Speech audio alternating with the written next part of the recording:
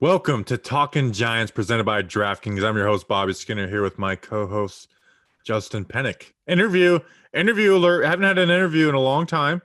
But, we're trying to wean you guys off the draft. We know you guys can't go cold turkey. We got to wean you guys off. So we're doing an interview with Dan Schneier of the Big Blue Banter podcast, recapping the draft. And then we start talking. We get off on a Jason Garrett rabbit hole, which, it is what it is. So it's necessary. It's we haven't talked about Jason Garrett in a while, so we'll do all of that. Justin, how are you? How was your Mother's Day weekend? How you doing? Bobby, happy Mother's Day. You're soon to be a mother with that hair that you're growing over there. So happy Mother's Day to you. Happy soon to be Mother's Day. That wasn't nice. It was a compliment to your hair. Your hair is beautifully feminine. Still not nice. It's good to talk about Jason Garrett for my mental health. So I'm glad that we ended off the show that way. No, but Dan Schneier, Big Blue Banter, is his co-host Nick Filato too. He basically anytime you have Nick Filato on, he's a Nostradamus, and he just tells us at least one of the players the Giants are going to draft. And then we have as tradition lies, we have Dan Schneier on, his co-host, to recap the draft. So Dan's really smart, really good guy. Now Bobby's usually more of a schematic guy than I am, but if you really want big time in-depth X's and O's, Dan's your guy. So really awesome conversation. And my Mother's Day was good. I showered my mother with chocolate. No, I didn't shower with my mother. I said I showered my mother with I'm definitely clipping that. Chocolate covered marshmallows and 2 necklaces that you can layer on top of each other. Now I got 2 necklaces because there was a deal. Cool. Don't tell her that. I got my mom a chess. Oh, I already did. A chess checkers kind of thing set. And then she likes these little trinket things. It's hard to explain. Kind of like beach themed little things. So yeah. You and your brother also got her the same card, which was bizarre. Yes, me and my youngest brother got her the same exact card, which was messed up. We did a nice burnout in front of the restaurant that we had lunch at, so it was a good day. It was the first Sundays where I just didn't work in a long time because this the last 2 months have been just Sunday's a good day to crank out draft profiles. So it was a nice Mother's Day. Some other people who have mothers, Justin. Well, we hope. Marty, everyone has a mother. Maybe their mother was a bad mother, and listen, it happens. I understand. I'm here for you. Marty Malella, happy Mother's Day, Mrs. Malella. Michael Colavito, happy Mother's Day, Mrs. Colavito. Charles Woolley, happy Mother's Day, Mrs. Woolley. And Tom Hopf, happy Mother's Day, Mrs. Hopf. Who are all these mother-having son of guns? They hopped their way over to patreon.com. Beg for some money. Yeah. We got a 5-star review recently that said that we beg for money every single episode. I don't really consider us thanking our listeners who want to support us as begging for money, but because we're just such beggars and we really want your $2 a month. Go to patreon.com/ I want that guy to DM me and I'll Venmo you some money. How about that? I will Venmo him $50. How about that? You just made yourself $50, buddy. Which is good for 25 months. We need to talk about how we use this Patreon money, by the way. Let's I'm going to go get dinner after this and we'll talk. All right, let's move it along. Let's move it along. All right, so those are our Patreons. Thank you guys. You guys are awesome. And thank you to your mothers for having you. Is our audience 98% male and have the numbers to back that up? Yeah. But without mothers, we wouldn't have their sons. That's true. All right, so we're going to get into the interview. The only thing I want to say for it is I can't believe we forgot to talk about Joe Judge saying us versus the world on the radio. It's not a coincidence. I'm sorry. It's too many. If it was just that on itself, there's way too many coincidences. There's just way too many coincidences. We know that he knows this at this point. So he has to know at this point. He's 100% teasing us, or he just used the common phrase. But I reject that. No, I think the Little Caesars was more of an indicator than anything because it's dude, nobody just no one brings up Little Caesars pizzas in an interview. No, listen, we've all ate Little Caesars. Nobody talks about taking time off and eating Little Caesars. That was 100% a nod to us. Also, you just implied that everybody eats Little Caesars. No, I mean, if you're from the state of New Jersey, you have never, ever eating Little Caesars. Never. Regardless, it was that story was talked about, and that was his first big win. He beat Washington twice. Those weren't big wins. The Eagles win was the first big win for Joe Judge. He wanted to hear what we had to say, and he heard that Little Caesars story. So. Yep. And so that if you're new and you missed it, Bobby Skinner told the Little Caesars story where he almost got into a fight in the middle of the season, and then the next week Joe Judge mentioned Little Caesars in a press conference. So, yes. Speaking of fighting, big names are headlining this weekend's UFC 262 card. From Nate Diaz to Michael Chandler, there'll be no shortage of action. And DraftKings Sportsbook, the official sports betting partner of UFC, has a heavyweight offer for this weekend's fight with 100-1 odds. One fighter will be walking away with the belt. Will you be walking away with the cash? Just pick the main event fighter you think will win, and DraftKings Sportsbook will give you 100-1 odds on that fighter. That's right. Bet $1 on select fighters, and if they win, you win $100. There's no better way to put your MMA knowledge to the test than to put your money where your mouth is with DraftKings Sportsbook. Don't worry if MMA isn't for you. DraftKings Sportsbook offers great odds and promotions on basketball, hockey, and so much more. DraftKings is safe, secure, and reliable, so you can pause and withdraw your funds at your convenience. Download the top-rated DraftKings Sportsbook app now and use promo code JOMBOY, not John as, a guy who, picks up hookers. John Boy, when you sign up to turn $1 into $100 when you bet on a main card fight to win. Place your bet and watch the fist fly this weekend. That's code John Boy to turn $1 into $100 on select main card fighters for limited time only at DraftKings Sportsbook. Must be 21 or older. New Jersey, Indiana, or Pennsylvania only. New customers only. Restrictions apply. See DraftKings.com/sportsbook for details. Gambling problem? Call 1-800-GAMBLER or in Indiana 1-800-9-WITH-IT. All right. Dan Schneier. All right. We now welcome on. We had him on last year after the draft. We have his co-host on before the draft, so it's become like an annual thing. Big Blue Banter podcast host, editor for CBS Sports, Dan Schneier. Dan, every time, for the longest time, not the longest time, but for a couple months, I thought your name was Dan Snyder. Like, I'm sure you get that a lot. Do you ever get tweets about the Nickelodeon guy?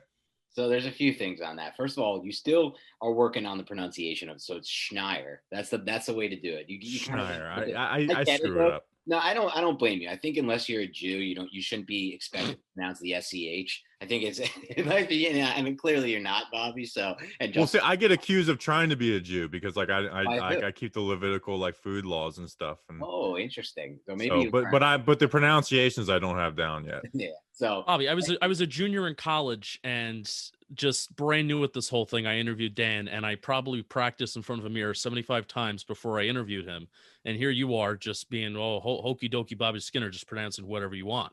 I remember that interview. I don't remember that you being as nervous. So you came off well there, Justin. And obviously, we'll have to go for the full evaluation of where you've turned to and how you've improved. We'll have to ask Carl Banks, but until we get the go ahead from him, we'll move forward. But yeah, man, there's been I would say about 3 to 4 times a year someone will mistake me for Dan Snyder, the Washington football team owner, and that will be a disaster. But this new disaster is what you just said, Bobby, where I'm getting mistaken for this Nickelodeon dude, because this Nickelodeon dude is apparently a really freaking bad guy. Like, things people are saying to me, like, because he has some weird foot fetish or something. I don't know what's going on, but I'm getting pics sent to me of feet. I'm getting shame on you. And then I'm like, I respond to everyone like, you have the wrong guy. Please check my Twitter bio. And they're like, no, we don't have the wrong guy. And I'm like, this is clearly the wrong guy. Like, as you can see, nothing to do with Nickelodeon.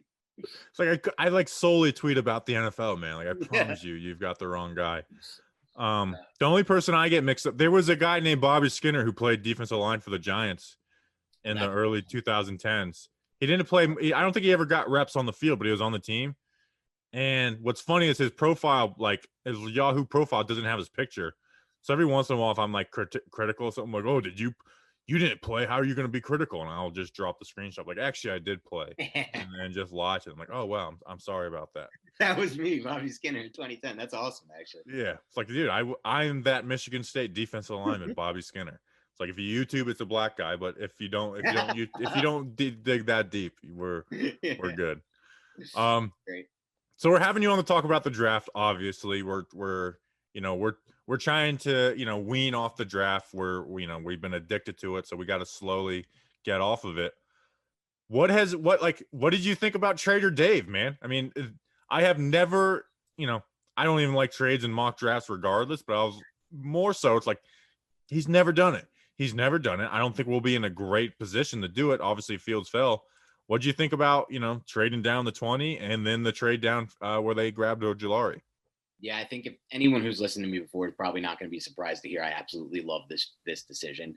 But it's more so not necessarily just because of the trade. I think the actual trade, they got incredible value out of. If you look at a recent deal, people kept trying to dig up deals and say, oh, the Giants didn't get good value for this trade. The Giants should have got more. They were trading up for the quarterback. Well, actually, if you look just 2 drafts ago, the Steelers and Broncos made a nearly identical trade with the Steelers moving up from, I believe it was 19 to 10 or something like 20 to 10. I believe it was actually 20 to 10. And what they got back was the 53rd overall pick and another either second or third round pick. So even if the Bears win the Super Bowl, which is not happening, but even if the Bears were to win the Super Bowl, that 32nd pick alone would be worth more than the highest pick that the Broncos got out of that deal with the Steelers. So to me, it's a slam dunk, obviously from that standpoint, but also from the standpoint of it felt to me like this personnel, and I don't know if it's all Dave Gettleman, but I am going to give him a ton of credit because from everything I've heard from talking with not a lot, but 2 key people who have worked both in NFL front offices. One was a head coach for a while, one was the GM for a while. The GM ultimately makes the decision, no matter what anyone speculates, and we know there's a ton of speculation among Giants fans. So I got to give him credit because it seems like they came in with a plan. The plan was we get one of these top skill guys. I'm sure they would have been fine with Smith, Waddle, Chase, or Pitts. And if we don't get one of those guys, we trade down because we see value in that mid to late area of the first round, similar to what we see if those 4 skill guys are off the board. And so I love what he did there. And then the Aziz thing is just a slam dunk. I had Aziz as my number 1 target on day 2 at 42. I would have been perfectly happy. Would have been thrilled if they took Aziz at 42. Instead, they trade back, create another pick for next year, a 3rd round pick, and still get the guy. So man, it was cool to see. I didn't honestly think Gettleman would ever do it, but it clearly shows that he's changing. And one last thing on this, one thing I said, which I thought was cool, is that, Gettleman hasn't been guaranteed the job for next year. It's almost the opposite. It's almost like Maher's like, I don't want to keep coming to this podium after another season where we win 6 games or fewer and say, we're going to fix this. It's almost like this is kind of a make or break for him in a lot of ways, both with the roster, with Daniel Jones, with Saquon Barkley, all coming to a close at some point with their contracts are starting in the year. And so he put all that aside, the need to win now, to help this team overall. Like getting these future picks isn't going to help them this season. We all know that. It's actually, if they had lost out on Aziz, some would argue it would hurt them. They got lucky there. But overall, like Devontae Smith, I think is a cleaner evaluation than Kadarius Toney. Not that they had a chance at him, but either way, he put all of that aside, I think, to improve the roster overall. So I'm thrilled, man. Yeah, and so that's kind of like your maybe some big picture thoughts about just like as the draft overall, but especially even with trading. But we're a bunch of crazy people who hop in front of a microphone a couple times a week to talk about this great football team. So what are some of your big picture thoughts and takeaways stemming from this year's draft class in terms of the players that we picked? Because even, it's kind of crazy how the Giants in free agency went with totally like a win now approach with spending, a lot of money. But then this draft class, the main thing that we're talking about is the trades and how they stacked in the future assets. So what do you think about this year's draft class in terms of its players and how these guys can kind of rock and roll right away? Or do we need a little bit of time? What do you think about these players? I think that's an excellent point, Justin. You could see that they had the 2-pronged plan with the free agency and the draft being quite different in the goals they tried to accomplish. And as far as the guys they got in this draft, like I did say in my 5-step blueprint, I did say don't come out of this class without an offensive lineman. I said that was one of the most important steps. But having said that, as I look back at this class and I took a step back, first of all, there were 17 offensive linemen selected before the Giants traded up for Aaron Robinson at 71. 17. And there were 13 that went off the board in the first, I believe, I just had this number up and I'm losing it now. I think it was the first 50 picks. There were 13 offensive linemen, which is also unheard of. So ultimately the board just didn't fall the way, in my mind, it could have for the Giants to select an offensive lineman. I think even Dave Gettleman himself, I'm always going to believe that video of him nodding in the draft room and seeming disappointed was because he wanted Aaron Banks there at pick, instead of Azeez Ojulari. Personally, I'd rather Azeez. And as far as going and as far as like what impact they can make this year, I think ultimately we can view Azeez as a potential day one starter off that edge. Now, what does that mean for the Giants or Patrick Graham, a guy who rotates so many guys on that edge based on down and distance, and there's so many different packages? It's not what it means for like traditional Jim Schwartz 4-3 Eagles defense, where that guy's going to play, I don't know, 80-90% of the snaps or something in that range. He probably still won't be in that high 80-90% snap range, but I think from day one he'll be that one of those main edge rushers on obvious passing down. So I think that's a slam dunk. As far as Tony goes, in my perfect world, he's on the field for 70-80% of the snaps, and the offense is running through him, Saquon, and Galladay, and they're using a lot of jet sweep motion. They're handing him the ball 4 to 6 times per game, or they're quick passing him off the fake jet sweep and the handoff, and they're finding ways to get him as a key part to that offense. But we'll see what happens there. It's Jason Garrett. I'm not making any promises with how that offense is going to shake out and how quickly he's going to kind of come into the picture. And then they got another guy in Aaron Robinson, I think is also a day one contributor and ultimately may play the most snaps of all these rookies in my mind, because in today's NFL, you're in nickel or dime 80-90%. Like, you're so rarely in base these days. You either have 5 or 6 defensive backs on the field for the vast majority of your snaps. So he, to me, is a key player. And then Ellerson Smith, we'll see what they can get up. I know Bobby's really high on Ellerson immediately being kind of that number one contributor from pass rush standpoint, or at least I thought I saw you mention that. You're smiling now. Maybe I misinterpreted that, but I feel the same way. I feel like there's a chance he can definitely provide that juice off the edge right away. I got a little overexcited with Ellerson at first because honestly, like, Nick came on the show and we do his like, hey, let's give us some mid-round guys that we can hit and target. And Ellerson was one that Nick liked. And I honestly wasn't that big of a fan because, just going off of, his film from 2019. Now, obviously, he went down to the Senior Bowl, added some weight, but it's like, yeah, he has these awesome pass rush reps, but it's like he can get dominated in the run game, and it's kind of hit or miss. But we want to talk about Tony, but since we're talking edge right now, we'll start with Azeez and then go to Ellerson. Do you view Azeez as edge one right away? Now, I know let's just pretend Lorenzo Carter comes back at the exact benchmark that he got injured at. Do you view him as edge one right away in a room that is extremely crowded? That's a great question. If they could get Carter back to where he was before the Achilles, I'm very skeptical. The history of players returning from an Achilles injury is almost as bad as it gets. It's basically the worst injury to suffer in football. And especially for a guy who does rely a lot on, or at least the upside with him was always that edge bend and that burstiness out of his lower half. I'm a little skeptical there, but assuming he does somehow recover to 100%, that's a great question. For me, the answer, though, is yes when it comes to Azeez. And Azeez was actually the number one edge I wanted in this class for the Giants. I did not want an edge at 11. I was happy they passed an edge at 20 as well, which most people would have been.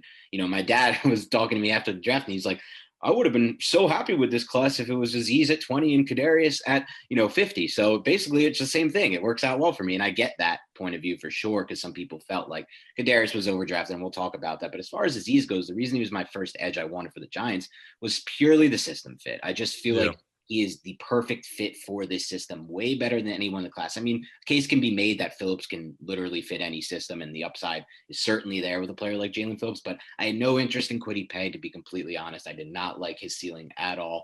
And with the rest of those guys, with the exception of Peyton Turner, who no one expected to go that high, though I like him a lot, I really didn't see enough, I guess, upside overall to make up for how well Ojulari fits this system. So just that in mind, and the fact that he already has a really good pass rush move that I think is easily translatable to the NFL. Like, it's not going to work against every tackle, but there are going to be enough tackles out there that are going to struggle with that move. I think it makes him, for me, I would say yes, he's the edge one right away in week 1. I agree, and he had talk about it at 11, and I remember even Nick was like, I remember he did his first mock draft and he's like Ojulari at 11, and I wasn't the biggest Ojulari fan from where he was talked about in the first round. There was guys I liked more. Obviously I did like Kwity Paye more than others. Jalen Phillips, Joe Tryon was the guy I was really like. I think I was higher on him more than others. But then it was like, oh, this guy, like when it became like, oh, 142, it's like, okay, 42, that's a good pick. That's kind of where I viewed him. And then 50, it's like, oh my gosh, like we just got our edge one at 50. It really did work out for the Giants in that range. Staying with them, where do you view Ellerson immediately? Like, because I don't think he's going to play year 1. I think he's got a lot of stuff to work on. I'm higher on O'Shane Zimenez than I am on him, and I'm not overly high.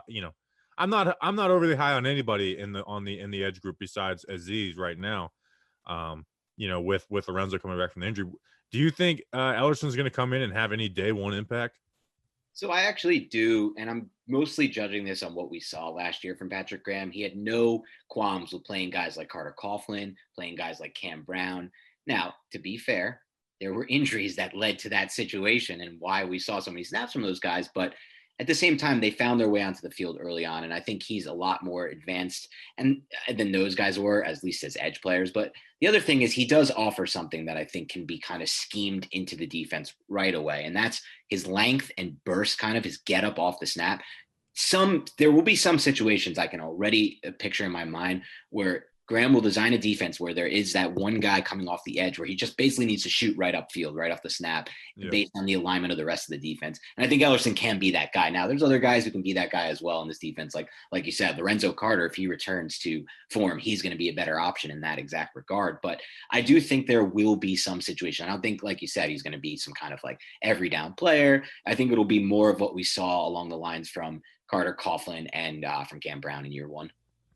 Yeah, I really do think in the fourth, is a fourth round pick, you're rate of hitting those guys. I think they really were like, let's take a chance on this guy because I thought there were some guys who were, better pure pass rushers or, whatnot. But where Ellerson has that potential is like, okay, but he has the length that a lot of guys don't. And then he has the burst that a lot of guys that have the length that he has don't. So I really do think they're like, let's take a chance on the guy who can be a top pass rusher instead of a guy who might be a little maxed out right now. Yeah, and Dan, one of the things that Dave Gettleman has said in the past too, and this is something that I've kind of taken the talking point with him when trying to explain the Giants' philosophy on edge rushers, and I want to hear your thoughts on this too. He talks about edge rushers, now maybe not even edge rushers. I feel like Giants edge rushers have been given this excuse, but players who were taken in college, out of college, and look at Aziz. He's 20 years old. A lot of these guys are being taken when they're 20, 21 years old versus, used to be, they're 22, 23 coming out of school and they're losing those years of experience because they're opting out, they're kind of opting out after their second year. So what are your thoughts on kind of, I don't want to say excusing like Dave Gettleman has done in the past about we need to wait for guys to develop, particularly these edge rushers. Do you think that could have applied to their philosophy of we're going to take Aziz because he's 20 years old and he's young and his ceiling can be so high? And then the same thing with Ellerson Smith, the ceiling can be so high because of those like athletic traits, even though he doesn't have a ton of experience, but we'll give him the time to develop. Yeah, it's an interesting question, especially because of how much has changed with what the Giants are looking for at the edge position from the days where they ran that 4-3 with the thumping inside middle linebacker and they had different type of defensive ends kind of make their way through if you look at it, Justin Tuck, Michael Strahan, and Ozzie Muir, they're not really similar prospects at all. The only one who I would say is even close to one of them would be Matthias Kiwanuka. They also selected in the first round. Yeah. And I could see some people make a case he's somewhat like Tuck, but not really there. So they're all different players. And I think they're looking for something different now. So it's hard for me until I get a little bit more data on the types of edges they're looking at. Because right now we have Lorenzo Carter as far as highly drafted edges go. And we'll throw Ellerson in because in my mind, I believe that like Bobby said, it is a gamble. But for me, like when I'm taking edges on day 3, I'm not really looking at production at all at the collegiate level because unless I'm watching enough film on those guys where I can see that production can translate to the next level. I'm looking for traits that can win in one-on-one pass rush situations at the next level, which I do think Ellerson Smith has. But I think ultimately, for example, like Smith, if they're going to run, and this is based a lot on what we saw in 2020, so this may be a moot point now in 2021. Now they have Adoree Jackson, now they have Aaron Robinson. But if they're going to run similar schemes to what they ran last year with Patrick Graham, having someone like Ellerson Smith on the field on the edge versus someone like Kyler Fackrell, now if you want to drop him into that flat zone, you have so much length with Smith out there in that flat zone. And that offers a whole nother element because he's getting his arms in the way of the passing lanes. He's just in the way of the passing lanes, kind of what you saw from Zaven Collins when you watch a lot of his film, like the way they used him. And I almost feel like, to me, Ellerson is somewhat of a Zaven Collins light type prospect, the way from what I've seen from him so far. Just that pure athleticism, I think, will help him in those situations, dropping in space. So to answer your question, I'm honestly not sure. I need more of a sample size, I think, with these edges because it is a totally different ball game now than the ones they used to go for.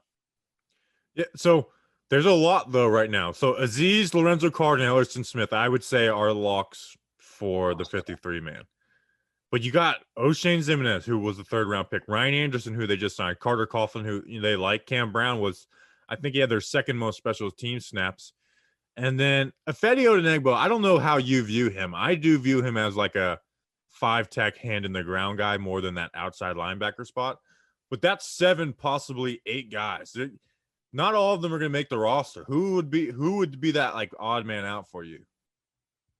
I don't think you're gonna love to hear this, but I'm not as high on O'Shane Ximines as you are. I don't think, though. I do see the value there, and I think that the fact that he is technically sound and just the way this defense works, there are going to be opportunities for him to get specific types of sacks, like you saw it last year with some of the guys who cleaned up some of those sacks off the edge that were generally because Leonard Williams or one of those interior guys created those sacks. He can help in that regard, but with the injury last season, I think I wouldn't, as if you're asking for a surprise cut, it would probably be him. But the most likely cut there to me is obviously Ryan Anderson, because they found Ryan Anderson was going to come in and help the team set the edge, but they've found other guys, I think, who they feel confident. I think they can immediately basically feel confident with Ojulari there. I know some people have knocked that part of his game, but I don't know if I agree with them on that. So I feel like his role, what they expected from him, isn't really there anymore. So I think if you're asking who I think is most likely, it would be Anderson. Okay, I feel good about it because O'Shane, I'm like if they cut O'Shane, I would be like, okay, they saw him in camp. He didn't make the leap that they were expecting, even though he had, some potential and traits that other guys don't. But yeah, Ryan Anderson's the easy one. I usually look for the positives in anything, just like, let me tell you, like, show me what this guy can do instead of me being like, oh, this guy, he sucks in cover, like, sucks at dropping back. It's like, okay, well, don't use him that. Ryan Anderson was like, I feel like he's a downgrade from Kyler Fackrell, and Kyler Fackrell went to the Chargers for cheap. So Ryan Anderson would be my hope. Where Cam Brown, I would be fine with it, but it's not going to happen because he plays so many special team snaps. And then Coughlin's got some real pass rush ability. That a Cam Brown doesn't have, even a Ryan Anderson doesn't have. The other outlier is Carter, by the way, because we don't want to have to get here and say this, but if he doesn't return if he has like a Jimmy Graham type situation, like Graham after the Achilles was just a totally different player and just a lot, like basically a liability in my mind out there. I know he's okay in the red zone. He's done decent things there post injury, but my God, is that guy a liability everywhere else? If he's just not the same athlete, then there's not really as much reason to bank on him going forward, unless they feel like he can get back to that level. But he's not the best at setting the edge in the run game. He not the most technical pass rusher. He was supposed to win with that edge man and burst. And it sucks because I really did think he was going to break out last year in Graham's system. I felt like everything was in line before he had that injury versus Dallas. And it is truly unfortunate, but I think that's kind of the wild card here. Like if he doesn't return to his athletic form, I don't know for sure if they see a future with him. Right. All right. I'm going to ask one more defensive schematic question and then we'll move to offense. So one of my big talking points after the draft, and even going into the draft, thinking of where the Giants how the Giants could possibly acknowledge this defense is they ran a ton of cover 3. They ran cover 3 at like the second highest rate in National Football League last year. And that was kind of the opposite of what Patrick Graham did in 2019. I mean, Bobby and I, we were expecting single high safeties and we were worried like, ooh, the Giants don't technically have a single high safety besides Adrian Colbert on the roster. What's going to happen? Are we going to allow more explosive plays like we did in 2019 with the James Betcher? And the answer was no. The Giants were really good at not allowing explosive plays. They ran cover 3. Patrick Graham was versatile in that regard, so we love it. So schematically, you're talking a lot about, schematics, that's like your forte, your MO. So where do you see this Giants defense heading this year? Because they continue to acknowledge the secondary.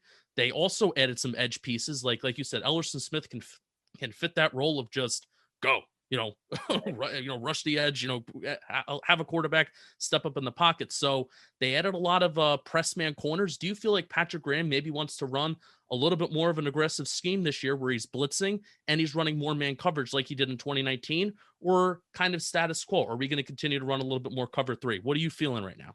Yeah, it's so funny, Justin. You said it best. Like me and Nick did a podcast last summer, like a long podcast on just what we expect from Patrick Graham's defense. And the crux of it was a lot of man coverage and a lot of blitzing. And even like he would mix, I think he mixed in like 13 cover 0 calls with the Dolphins in 2019. And that was like either second or third in the league. And we didn't see much of all that last year. So I think what you're saying is correct. I mean, I think the tea leaves are right there for us. They draft Aaron Robinson and they sign Adoree Jackson. Adoree Jackson, by the way, who has his warts, but can cover the vertical pass better than most corners in the NFL when he's fully healthy. And that, if he can carry that vertical, like that gives them so many more options, I think, from a coverage standpoint and what they can run. So ultimately, like the answer to me, I think you guys would agree with this, is it's going to be a mix and match of both, which is awesome because now that he has the ability to do it, I think that it's going to make Patrick Graham even more diverse as a play caller.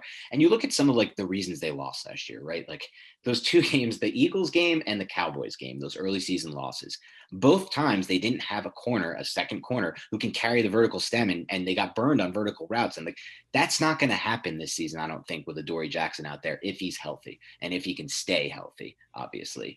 And so that's exciting, and that gives them more options. And then the other thing is like Xavier McKinney, fully healthy. He played a lot of snaps in that Saban defense in a single high look. Like, yes, he played a third in the box. Yes, he played a third over the slot in kind of what the Giants would call their star position. But he also has a good experience playing in a single high look. So I think they'll feel comfortable with him out there. I don't think they've ever felt comfortable with Julian Love out there. That was an experiment for a little while. I didn't think they felt great about.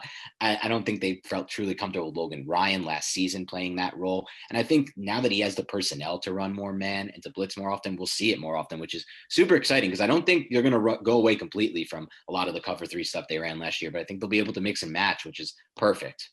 Yeah, and you saw Graham wanted to do that. I mean, Chicago, he tried, like Pittsburgh, Yes. second half of Pittsburgh. It's like, okay, you're going to play man coverage. We're going to throw back shoulders at Corey Ballantyne all day. And then Chicago again. It's like well, Chicago, he was kind of doing those 3-man rushes, and it was like, you're not getting there. But he wanted to do some of that stuff, and he learned quickly. He's like, I don't have the dogs to do that. And then what I love about Patrick Graham is that he adjusts quickly. So he's so much fun just to watch. Like I like watching scheme more than I do individual players. And it's like, oh, look at just that one difference he does from a regular zone coverage, and it just totally throws the QB off. Like I remember that James Bradbury interception versus Kyle Allen. It's like, oh, Kyle Allen just threw this dumb pass. It's like, no, Patrick Graham tricked him like it was this well thought out play. Like I thought that was more drawn up better than the Logan Ryan interception, the Pepper, like all those other ones. Like, no, that was just a beautifully drawn up play to confuse a quarterback. Yep, 100%. And you even saw a little bit more down the stretch. They were using more man coverage, and that was with Julian Love playing that outside boundary role. Now what's he going to be able to – and Love is an okay player. I think he played that role a little bit better than people give credit for and better than some of the guys they were cycling in and out. The Items, who's basically just in there to help with the run, and those types, obviously Ryan Lewis, the guys that were playing before him. But now he's got Adoree Jackson out there. And he's got, Aaron Robinson in the slot. Maybe he kicks Aaron Robinson outside. I don't think Aaron Robinson would be great outside, but who knows? He certainly projects better there than maybe a Darnay Holmes. So there's just so many more options now for him as a coordinator. Like you said, he's the most – I agree with you. Like watching his defense was the most fun you had watching all 22 last year, by far. I mean, obviously there's no fun to watch. It's no fun watching Jason Garrett call an offense trying to get 10 yards in 3 plays with routes that are breaking back toward the quarterback half the time. But Graham gave us a lot of fun, and I think it'll be even more fun this year. Which, by the way, I mean, I repeated that take by you like maybe 30 times this year on the podcast. Which one? Like the trying to get 10 yards every 3 plays by Jason Garrett's scheme. That's his philosophy. So, Danny King's been using this stuff. What about you, Dan Schneier? You need a little help with the wiener? You need a little help with the wiener? All right, well, this episode is sponsored by Blue Chew. Guys, it's been a hell of a year. Personally, I feel like I've aged 12 years over the last 12 months. And if you're like me, you're feeling your age more than you used to, especially in the bedroom. It's time to snap out of it. Spring is here, and it's time to get sprung with Blue Chew, just like Danny King. Danny King, he has gotten sprung. It's spring break. Danny King killing it. Blue Chew is a unique online service that delivers the same ingredients as Viagra and Cialis, but in chewable form and at a fraction of the cost. Blue Chew's tablets help men achieve harder, stronger erections to combat all forms of ED, erectile dysfunction. Danny, it went away for Danny. Congrats to Danny. I'm very happy for him. Blue Chew is an online prescription service, so no visits to the doctor office, no awkward conversations, and no waiting in line at the pharmacy. And it ships right to your door in a discreet package. Like Danny talks to me about this stuff all the time, and it's awkward. I don't want to talk to it about him. It's like, dude, just do it online. You don't need to tell me all your business. The process is simple. Sign up at BlueChew.com, consult with one of their licensed medical providers, and once you're approved, you'll receive your prescription within days. The best part, it's all done online. Blue Chew's licensed medical providers work with you to find the right ingredient and strength for your prescription. Don't like swallowing pills? No problems here. Blue Chew's sildenafil and taldefil tablets are chewable. Blue Chew's tablets are made in the USA, and they prepare and ship direct, so it's cheaper than a pharmacy. So if you can benefit from an extra confidence when it's time to perform, like Danny King did, visit BlueChew.com for more details and important safety information. And we've got a special offer for our listeners. Try Blue Chew free when you use our promo code GIANTS at checkout. Just pay $5 shipping. That's BlueChew.com, promo code GIANTS to receive the first month free. And we thank Blue Chew for sponsoring the podcast and making Danny King's life so much better. Hopefully it's changed. Justin, let's talk about that. Yeah, so let's jump to this hair splitting offense. With that same philosophy, Dan, I'm surprised the Giants didn't sign Tim Tebow, because wasn't that like his entire MO was especially in 2011, just try to get 10 yards every 3 plays. Average. I took a look at his Pro Football Reference page today, like 5.5 rushing yards per attempt, 6.5 passing yards per attempt. It's bananas. Only doesn't win. But yeah, winners win. But you mentioned Kadarius Toney a little bit earlier in the show, a little bit early in the pod. So Kadarius Toney is the one player from this draft class right now where I'm just kind of one significant player. The 6th round picks are always kind of a crapshoot, right? But the one significant player that we took in the first 4 rounds, where I'm kind of just throwing up my hands and saying, I don't know. Aaron Robinson's obviously going to be competing with Darnay Holmes, and then we already talked about the fit of the other guys. So, but Kadarius Toney is like, this is kind of just fun, and we're going to see what happens. So, talk a little bit more specifically about how you see him fitting. You talked about your preference, but also like, is the drafting Kadarius Toney really going to be a sign that this Giants offense, Jason Garrett, Joe Judge, however many voices are in the room, that this is going to evolve versus what happened in 2020? Yeah, to that last part, I'll be honest with you guys. I'm definitely still very skeptical that this offense is going to change a lot from what we saw in 2020. It's nice on paper. It's nice to go with the thought that they drafted Toney to change the offense, but it's also highly possible they drafted Toney because they did not have enough playmakers last year. They did not have enough guys that could create space. And quite frankly, they just didn't have enough raw speed on the field and burst on the field last season. So if that's the case and they draft them for that reason, it doesn't convince me that we're going to see some wholesale changes in the offense from Garrett. Now I'm hoping I'm wrong. I hope an old dog can come up with new, what do they call it? An old dog has new tricks. New tricks for an old dog. Like, quite frankly, we saw it with Dave Gettleman. He had never traded back in any of his draft classes, and he did that. And Gettleman has also done a really good job of avoiding reaching on interior defensive linemen in the last 2 classes, which I'm so thankful for and so happy that he's not dumping a lot more assets there because they really couldn't afford it. And same goes with running back. Obviously, they took a 6th round pick gamble there, but he's going to probably be just special teams or bust anyway. So ultimately, when it comes to the offense, Justin and Bobby, I can't say I'm fully confident, but I will say this about the actual pick of Kadarius Toney. I think this is by far and away their biggest boom bust selection and decision. I don't think that's going out on a limb, but I think there's a lot more boom than just what can he do? What has he shown us he can do? He's shown us that he can potentially be elite or close to elite from a pure burst standpoint, creating yards in that 1 to 10 yard range, right when he touches the ball. From contact balance standpoint, that's by far and away the best trait he has, his ability to just kind of just slither out of tackles and get super low when he's running and find a way to create another forced tackle here and force missed tackle here, another more force missed tackle there. And then finally, it's like obviously his stop and start ability. But that's the third trait is the most important to me, because what that shows me is that he has a lot more upside as a pure receiver because he can become an elite route runner. That's not to say he will become an elite route runner, but his ability to stop and start like that means that if he continues to work at his craft, he will be close to unguardable in the slot, in my mind, and he will become an incredible receiver overall, route runner. Yeah, it might mean he's only in the slot and in the backfield. That's where they use him, and then on motion. But that's fine. In today's NFL, like having an elite slot is extremely important. The biggest plays are usually those slot verticals and those plays generated out of the slot. So all that's good, but there are definitely red flags for me. One is Jason Garrett, like you guys mentioned. Like in year 1, I can totally see a situation where I don't get what I want. He's not a key cog in the offense, and they just can't find a way to use him in the offense. 2, It's that he does have injury red flags. He was injured a lot at Florida, and that is something we can't just overlook, in my opinion. Like, based on his body type, I would say, and just overall the history there with injuries, it's definitely a concern to me. The off-field stuff, I don't know. It's so hard to judge this stuff, man. Like the Baker situation, I never saw that coming. I don't know if you guys did, but like that's devastating. Like even before the arrest there, I mean, there were reports of him sleeping in meetings, and I know he had obvious issues like with the coaching staff at Georgia, but at the same time, like you'll see that pop up with a lot of prospects and it ends up meaning nothing. So I can't really speak on that, but to me, the bust is more so in the injury profile going forward in Jason Garrett. But the boom to me is he can legitimately become like an elite route runner with that stop and start ability. Yeah, as far as Garrett goes, before the draft, they had signed Kenny Galladay and Kyle Rudolph to be weapons for the team.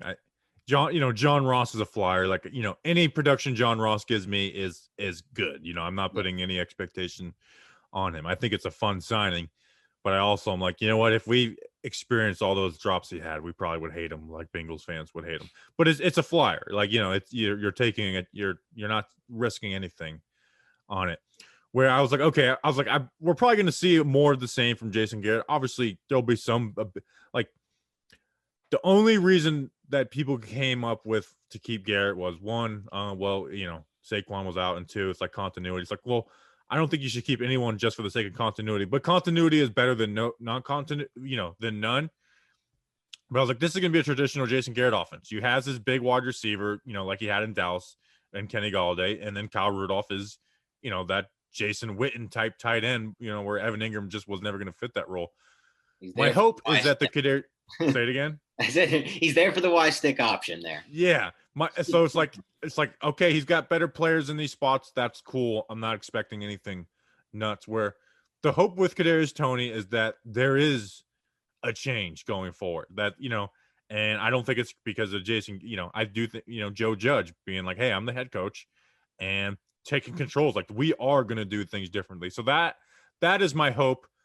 The downer, though, to me, is that I don't think Jason Garrett's ever going to be an advantage as an offensive coordinator. It's like I can definitely see Jason Garrett catching up to the rest of the league with motion, just doing different things. But I don't think he'll ever be the guy that innovates and is the guy that the rest of the league that he has to catch up to. So, it's very clear I'm not a Jason Garrett fan, but that's where I put my hope in, is that, that this Kadarius Toney signing signals some type of change from Joe Judge's order, because like you said, year one, you're not just going to line him up and put him in that Sterling Shepard role at slot. He's going to have to do different things. Yeah, I mean, all that's fair, and I'm also hoping the same. All the coaches they brought in, the different types of talent they brought in means Judge is putting like a referendum. And he even said it, in his postseason presser. He's like, we're going to break down the film and try to figure out what the hell happened with this offense. And I said this right when he said that, and I'm sure you guys can attest to this, having watched so much All 22. Like, if you watch that film, and if he did what he said he's going to do there, Joe Judge, and broke down that film to see what the problem is, it won't take long for him to see that offense, because he's watching all these other offenses every week, that offense was just well behind every other offense in the NFL. But the problem for me, like, it always comes back to this, Bobby and Justin, like, how much can a coach who's this entrenched into his coaching career change? How much is that possible? Because we know they're not changing the system this year. The terminology and all of that will remain the same. So what's going to have to happen is he's going to have to change two things. One, his overall philosophy that I've obviously discussed, and you said you mentioned a bunch, that idea that the goal here is to get 10 yards in 3 plays and keep moving, 10 yards in 3 plays and keep moving. And we saw how bad that goal can backfire, man. They lost the Steelers game because that was their goal. And they had another game that they essentially lost or took themselves out of a chance of winning. I'm forgetting on it now because they had a similar drive that went 5 or 6 or 7 or 8 first downs and then ultimately got them 0 points. So that philosophy to me is just never going to fly. And I don't know how someone that entrenched can change his philosophy, but I hope he can. And then the other thing is just, there's just so many times when you're watching the All 22 and there are routes that are breaking back toward the quarterback. And just think about that. Like, let's take a step back and just losing yards. I'm sorry. Yeah. Just think about like why that I think anyone can kind of relate to this. Why won't that work? Well, when you have a route that stops and breaks back toward the line of scrimmage, once the receiver makes that catch, if he makes that catch, he has to flip his body, flip his hips, and restart his momentum. Yeah. Versus when you have routes that are breaking toward the sideline, which was a lot of Shermer's system, or up the field, which again are a lot of all the good systems in the NFL have routes that are almost constantly breaking up field or toward the sideline. You give the receiver a chance to catch the ball and then run after catch. And what did we see from Daniel Jones in 2019? He threw an unbelievable pass on the crossers and on those mesh routes and on those types of, like, the ball was put in the perfect spot to maximize yak. He doesn't throw the best curl route like in the game, and like no one does. Like, who throws a great curl? Like, it's an okay, like you can throw. We don't have the weapons that are respected. Like if we had Tyreek Hill, it's like run on curls all day because they're scared of getting their ass beat. Right. Like, we don't have even now we don't have those guys. Now we have Tony, but like Kenny Galladay, it's like I don't want Kenny Galladay running curl routes. No, I don't want him running curls. I don't want anyone running. Generally, you just don't want these routes breaking back toward the line of scrimmage, and just that I think can change. That part of it, I actually think he can change. I think we'll see a lot less of those, spacing routes, those 4 curls to the sticks. And I do honestly think we'll see less of that. I feel like that was partially because of how defenses played Garrett, because they didn't have Saquon and Barkley in the lineup. I think that could change some things. And they didn't have a guy like Galladay who's going to sometimes require cloud coverage, not every game, but sometimes. There wasn't really anyone last year who did that for the Giants at receiver. So I have faith that part will change. It's the philosophy part that's a struggle for me. Like, in my mind, the best coordinators right now are looking to generate chunk plays at all times. And they're looking to keep defenses off guard by getting them, but when they're setting up pass, they run the ball. Or when they're setting up run, they pass the ball. And those 2 areas, to me, I really do feel Jason Garrett struggles with against all 32 NFL coordinators. I think he's bottom 5 in both areas. Yeah, Dan, I felt like a broken record during the 2020 season. Just every week, I'd be like, all right, here's where the Giants compare to the rest of the National Football League in explosive plays. They were 28th in pass plays. They did all right, decent when Daniel Jones running the ball was the most explosive part of their offense last year, which is kind of sad. It was valuable. It's good, but it was still kind of sad. But I'm sure a large majority of people that are listening to this, you started off the show by talking about the offensive line, but the large majority of people that are listening to this and that even, they just maybe watch the Giants without getting too crazy into the all 22 or too crazy to the stats and whatnot, they blame the offensive line. And that's been the thing. That's been the theme of since Eli Manning was quarterback and basically since 2012. It's been blame the offensive line, blame the offensive line, blame the offensive line. So I have a theory, and it kind of goes in between what we're talking about schematically about, maybe some more vertical concepts. Even the Giants probably definitely do feel that they have a more trust in their offensive line room than the rest of the fan base does. And, partially my thinking is if they can expand the field vertically, that will take less pressure off the offensive line, because that means NFL defenses aren't blitzing us as much. So do you feel like the progression of the offensive line can be seen through there and the schematics can help the offensive line? Where are your kind of thoughts of not taking an offensive lineman in the draft and where we kind of are with the group right now? Yeah, I mean, that's there's a lot to unpack there. Let's start with the thoughts on not taking an offensive lineman in the draft. I'll just reiterate, I felt like based on how the draft played out, they were fine there. There wasn't a lineman I personally would have taken at any of those spots over the players they took in the first 3 rounds. And then once you get to round 4, who cares? Like, you can't expect a round 4 offensive lineman to come in and start. I know people will say Shane Lemieux did that, but the takes on Shane Lemieux that I see from some Giants fans is just mind-boggling to me. It's like, did you not watch this guy last year? Did you not see that? And they got away with a lot of snaps last year with Shane Lemieux, where he got beat right off the snap, and Jones found a way, even before I'm not sure if it was after the injury, but certainly before Jones was injured. Gates saved him a couple of times too. Gates saved him even more than that. And where those plays, if that's not a save by Gates or by Jones, now that's a sack. Now the drive's over. Or even worse, that's a sack fumble and the game might change. So, like, the amount of times Lemieux got burnt, like, I'm not going to cite PFF stats because I don't give a crap about their ratings. I'm starting to lose a lot of faith in PFF as the years go on, because, like, there's so many things you see when you watch the tape that you just don't align with their ratings. So, like, I'm not going to cite their 13 grade or whatever they gave for Shane Lemieux, but I know, Bobby, you're the same way, because I watched every single one of your offensive line reviews. We both agreed that, like, Shane Lemieux was not a quality starter by any means last year. In my mind, in pass protection, he was one of the worst guards in the NFL last year.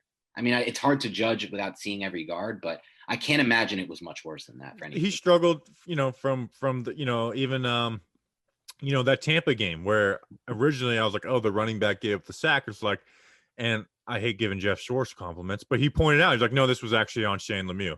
And he, he's an Oregon guy. So yeah, he wasn't good, and I still am I've asked every single beat reporter we've talked to, privately and on the podcast, is like, what the hell happened with Will Hernandez? Like, Yeah. what happened? It doesn't make sense. I get the like, and it's like, is there anything behind the scenes that's going on? It's like, nope. Like, and like I said, not, I can understand people not telling us that publicly on the podcast, but it's like people won't.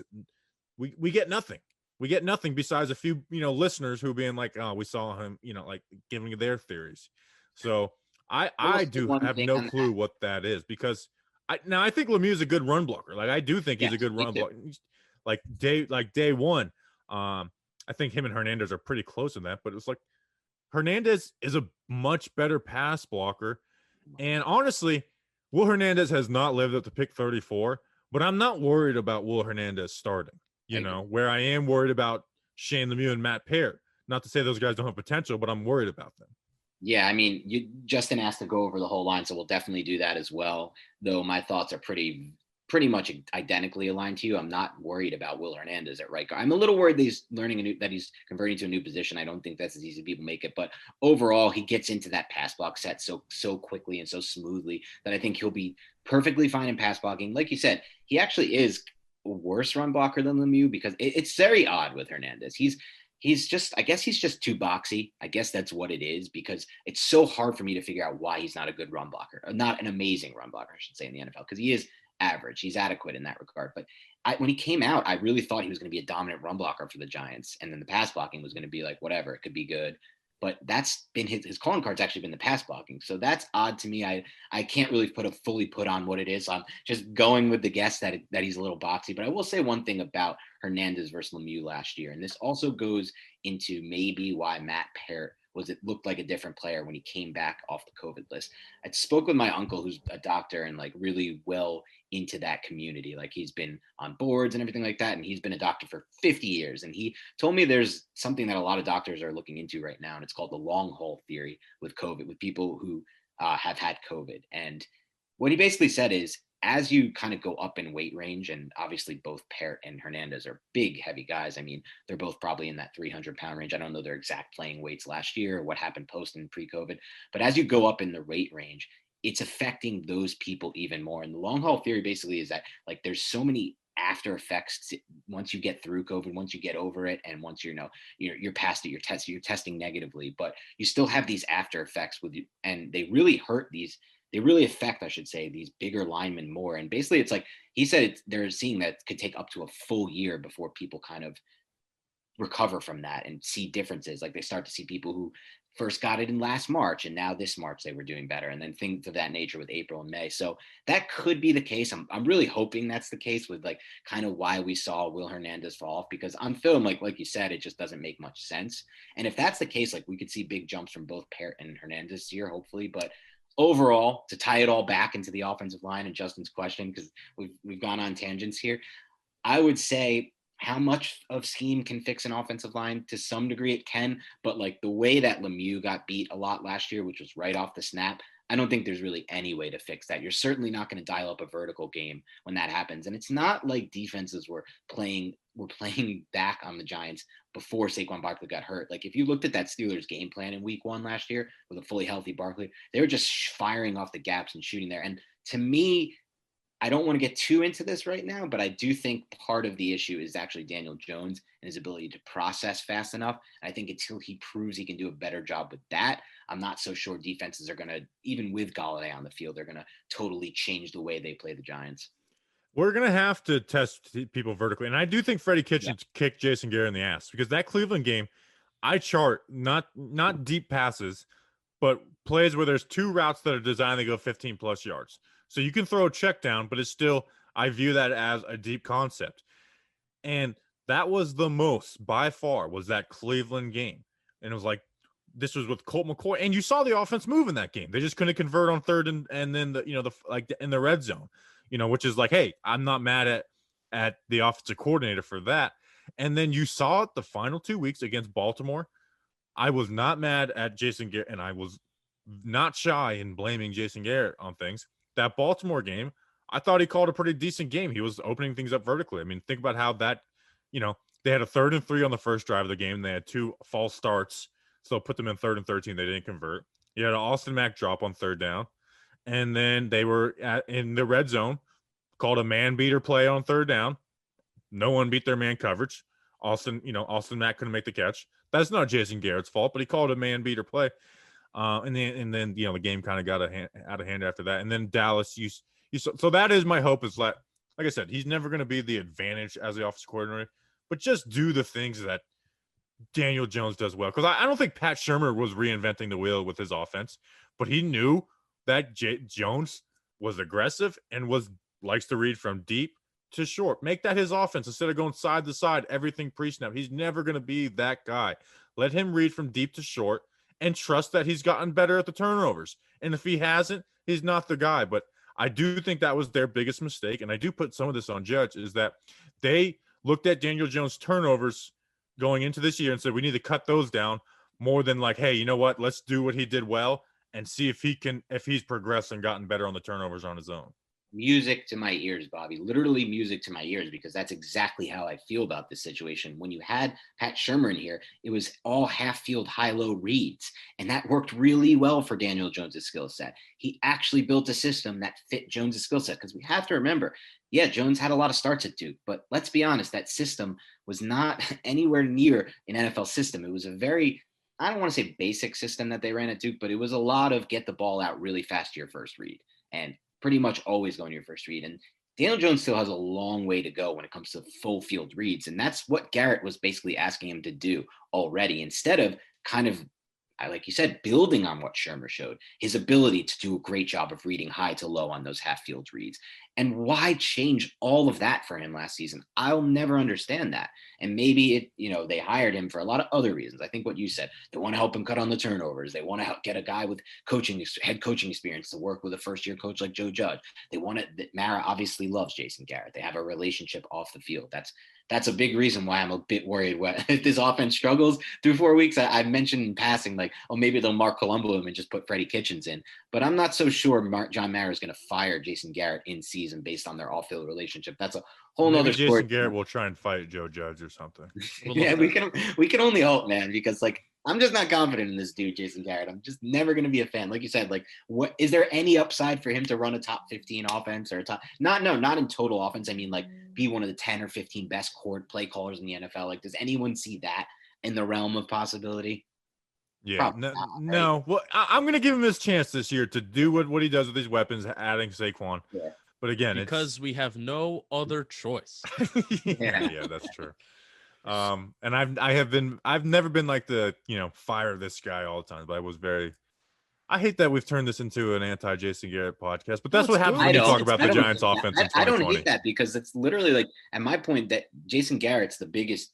If you look, there's only 3 reasons in my mind the Giants could fail this year outside of injuries. One, and first and foremost, would be Jason Garrett for me over the offensive line, because I think they could probably get, I think they're going to get adequate play out of 3 of those guys, like we said.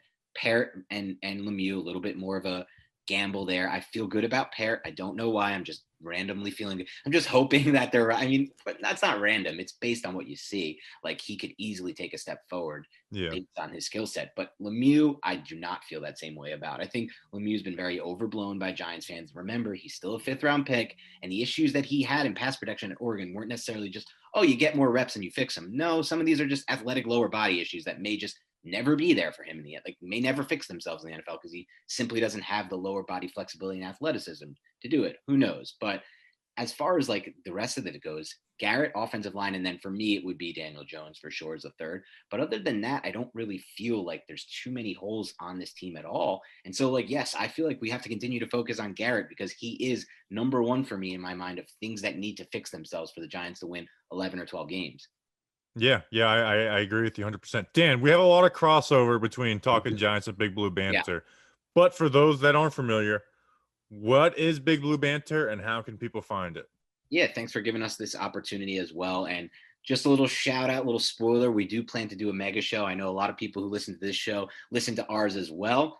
And I'm going to give a little bit of a shameless plug here. So if you want to follow us, you can follow me on Twitter at Dan Schneier NFL. It's DANSCHNEIER NFL. And you can also follow the Big Blue Banter podcast. Just type into iTunes Big Blue Banter. You'll see it's currently the number 2 rated behind Talking Giants, because your fan base is better than ours. No, just kidding. We both do a great job, and we're both way up there on those iTunes charts. So you might already follow us, but if not, check out our content there. We also have a YouTube page that's really in its baby stages. We just created it. We have 5 videos up there.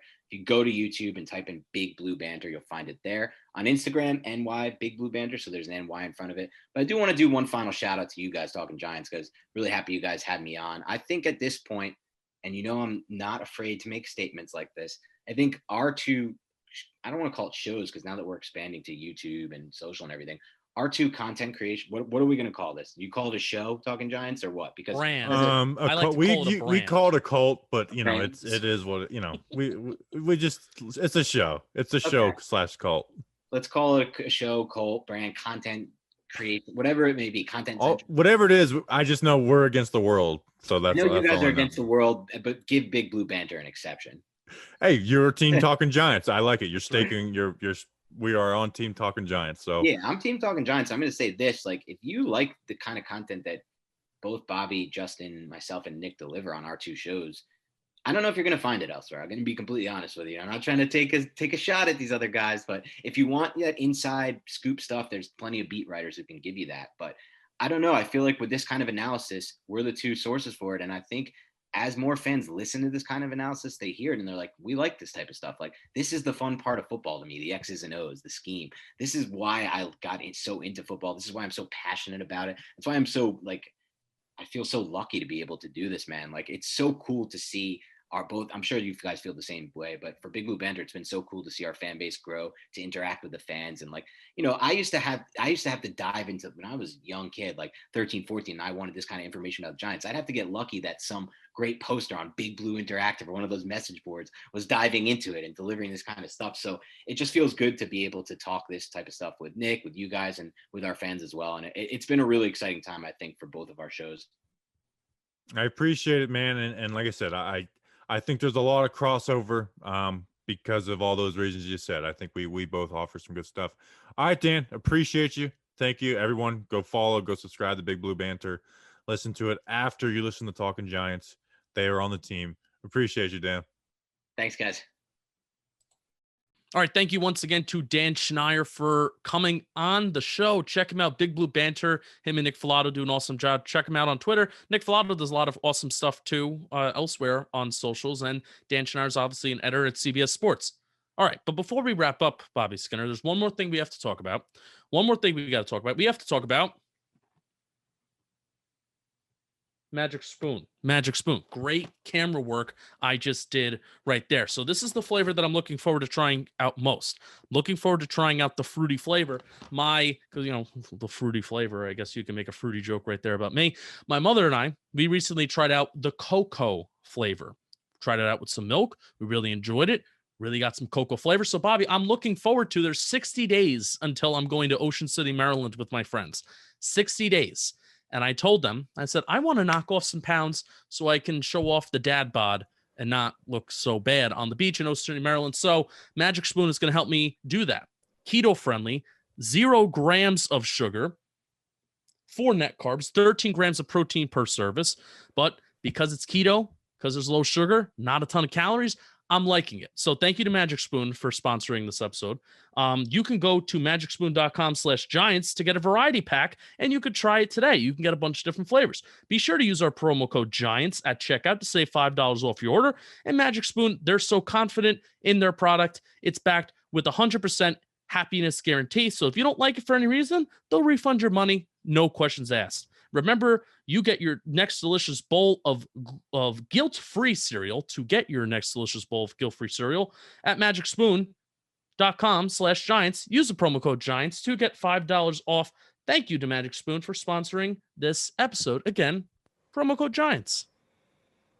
Are you about that weight loss journey? I'm down 15 pounds in 3 weeks. Yeah, my best friend put it in our group chat today that said 60 days out until our vacation, and I'm like, I don't want to be skinny for training camp. I don't want to be embarrassed. Like, it's a little bit different. When we're behind camera, people still like to point out that I'm John Candy, which I appreciate, but still, we got to do something about They're the double talking chin. about personality wise. Oh yeah, well, John Candy also was a little hefty too. Well, I am too. We are going to be skinny by kind of training. Last year, I tried to do a challenge. So should we do a challenge again? I don't want to do a challenge because every single competition, poll, whatever, I lose when I go up against. But it's not a poll. It's just let's see who can lose the higher percentage. Look, the competitive aspect is just totally taken out of me since I've stopped bowling in high school, since I won my state championship. Let's bring it back. Contest. Magic Spoon is going to help me get there. Very good. Very good. Yeah, just help me. It's been big. It's been big for me. All right. We appreciate you guys. We'll be back on Friday. We know we'll be talking about the schedule release. Giant Stories is returning, and we'll see what we tack on to that. We're not going to do the mailbag this Friday. Mailbag will be next week. Next week we will have a mailbag. So if you want to get your call in early, go for that. Blah, blah, blah, blah, blah. Make it under a minute. All right. We appreciate you guys. See you on Friday. Until then, let's go Big Blue.